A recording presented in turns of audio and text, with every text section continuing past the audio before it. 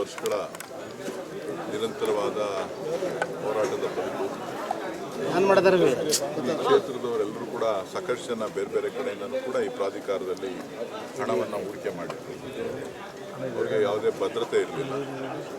ಇವತ್ತು ನಮ್ಮ ಸರ್ಕಾರ ಬಂದ ನಂತರ ಮಾನ್ಯ ಡಿ ಕೆ ಶಿವಕುಮಾರ್ ಅವರ ನೇತೃತ್ವದಲ್ಲಿ ಅದಕ್ಕೆ ಇದ್ದಂಥ ಅಡೆತಡೆಗಳನ್ನೆಲ್ಲನೂ ಕೂಡ ಇಡೀ ರಾಜ್ಯದಲ್ಲಿ ಇದೊಂದು ವಿಶೇಷ ಪ್ರಕರಣ ಅಂತ ಹೇಳಿ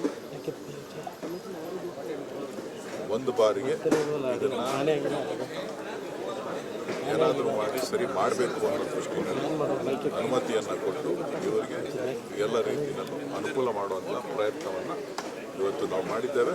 ಸುಮಾರು 1900 ಜನ ಯಾರು ನಿವೇಶನದಾರಿದ್ದಾರೆ ಅವರೆಲ್ಲರೂ ಕೂಡ ಹಕ್ಕನ್ನು ನಾವು ಕೊಟ್ಟಿದ್ದೇವೆ. ರಿಜಿಸ್ಟ್ರೇಷನ್ ಕೂಡ ಮಾಡಿಕೊಡ್ತಾ ಇದ್ದೀವಿ.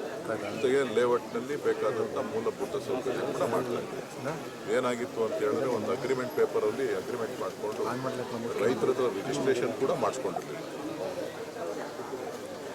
ಪಾಣಿಗಳೆಲ್ಲ ರೈತರ ಹೆಸರಿನಲ್ಲೇ ಹೋಗ್ತಾ ಇತ್ತು. ಸೊ GPA ಮುಖಾಂತರ ಮಾಡಿಕೊಂಡು ಯಾವುದೇ ವಿಧಾನದ ಭದ್ರತೆನೇ ಇರಲಿಲ್ಲ.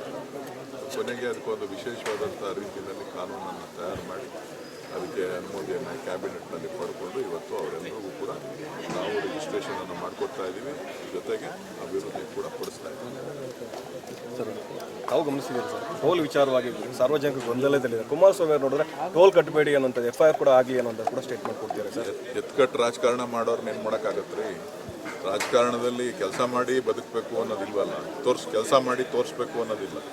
ಎತ್ಕಟ್ಟು ರಾಜಕಾರಣ ಮಾಡೋ ಕಸಬಿರೋವಂಥವ್ರನ್ನ ಉತ್ತರ ಕೊಡೋದಕ್ಕೆ ನೀವು ಮಾಧ್ಯಮದವರೇ ಅದರ ಬಗ್ಗೆ ಗಮನ ಹರಿಸಬೇಕೇ ಹೊರತು ಒಬ್ಬ ಕೇಂದ್ರ ಸಚಿವ ಯಾವ ರೀತಿಯಾಗಿ ಎತ್ಕಟ್ತಾ ಇದ್ದಾರೆ ಅನ್ನೋದನ್ನು ನೋಡಬೇಕು. ಅದೊಂದೇ ಟೋಲ್ ಯಾಕೆ ಹೇಳ್ತಾರೆ? ಎಲ್ಲ ಟೋಲ್ನು ಹೇಳಿ, ಯಾವ ಟೋಲ್ಗೂ ದುಡ್ಡು ಕಟ್ಟಬೇಡಿ ಅಂತ ಹೇಳ್ಬಿಟ್ಟು ಎಲ್ಲ ಟೋಲ್ಗೂ ಹೇಳಿ. ಮಾಡೋದೆಲ್ಲ ಅನಾಚಾರ, ಮನೆ ಮುಂದೆ ಬೃಂದಾವನ. ನೀವು ಅವ್ರಿಗೆ ಬೆಂಬಲ ಕೊಡ್ತೀರಿ, ಅವ್ರು ಮಾತಾಡ್ತಾರೆ. ಜನತಾದಳದ ಕಾರ್ಯಕರ್ತರ ಎತ್ಕಟ್ಟುವಂತ ಪ್ರಯತ್ನ. ಟೌನ್ಶಿಪ್ ವಿಚಾರದಲ್ಲೂ ಕೂಡ ಸರ್ ಅದೇ ವಿಚಾರಗಳು ರಾಜಕೀಯ ನಾಟಕ ನಡೀತಾ ಇದೆ. ಬೇರೆ CM ಅವರು ಆದ್ಮೇಲೆ ಸರ್ ಮಾತಾಡೋದು